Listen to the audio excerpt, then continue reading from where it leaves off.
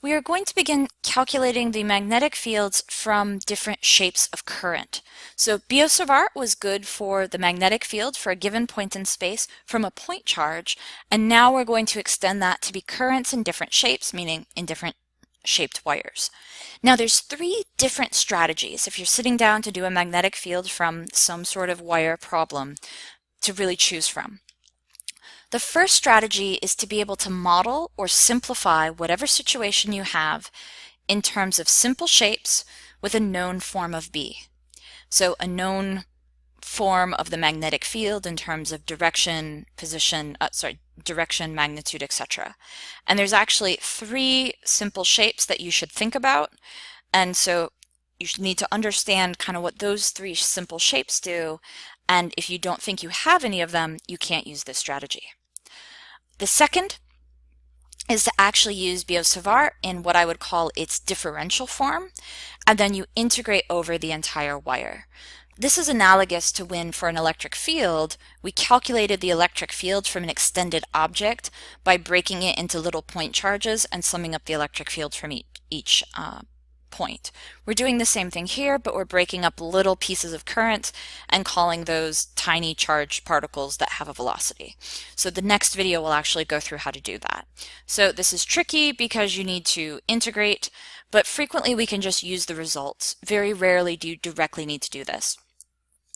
Lastly, and this is actually in a later section in the same chapter, is to use Amperes Law. Now you can only use Amperes Law if you have substantial symmetry. What hopefully the word symmetry makes you think of is Gauss's law. And so Amperes Law is for magnetic field. When electric field, you had Gauss's law. So these are similar in some ways, but mathematically quite a bit different. So three different techniques. The one you're going to use most often is the first one. Identify what shape you can simplify to where you already know the answer. Here are the three shapes that are really going to happen the most for current. First is a long straight wire, or if you will, an infinite wire. And now I know that I've showed you this in a previous video. Keep in mind that here is where we have a side view of the wire. So if you use your right hand rule to think about current going to the right, you curl your fingers around, you see that above the wire it's coming out at you, and below the wire it's heading in. Why are there only some dots here compared to the row before? Well, the magnetic field is stronger here than it is there, hence more dots to try to represent that.